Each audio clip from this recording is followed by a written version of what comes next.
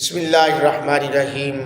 ترمذی شریف کی حدیث نمبر 550، 550 حدیثیں الحمدللہ مکمل ہو چکی، ابھی ہونے والی آخری یعنی 550ویں حدیث میں آپ کے سامنے رکھ رہا ہوں الحمدللہ۔ میرا اس میں کوئی کمال نہیں ہے، یہ کرم آقا کا ہے۔ یعنی 550 حدیث 550 نمبر ترمذی شریف کی حدیث میں آپ کے سامنے بیان کرنے جا رہا ہوں کہ اسلام قبول کرتے وقت غسل کرنا۔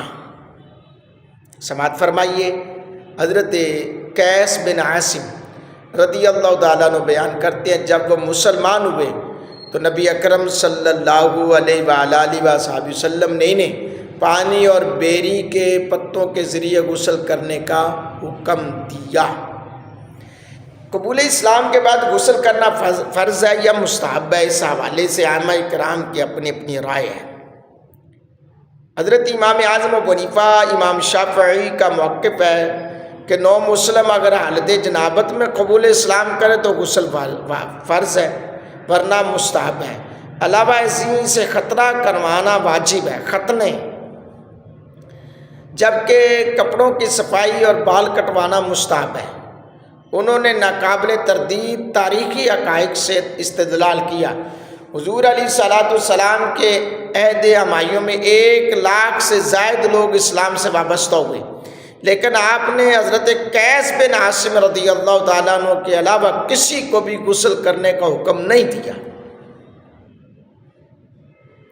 اللہ، حضرت امام مالک اور امام احمد بن حنبل کے نزدیک قبول اسلام کے بعد غسل کرنا فرض ہے۔ انہوں نے اس حدیث سے استدلال لیا، آپ صلی اللہ علیہ وسلم نے حضرت قیس بن عاصم رضی اللہ تعالیٰ عنہ کے اسلام قبول کرنے پر انہیں غسل کرنے کا حکم دیا۔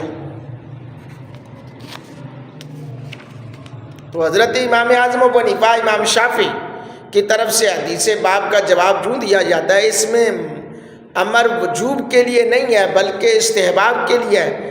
اس روایت میں غسل کا حکم جنابت کی وجہ سے دیا گیا ہے، ورنہ 1,00,000 سے زائد اسلام قبول کرنے والے لوگوں کو بھی تو غسل کا حکم دیا جانا چاہیے تھا نا۔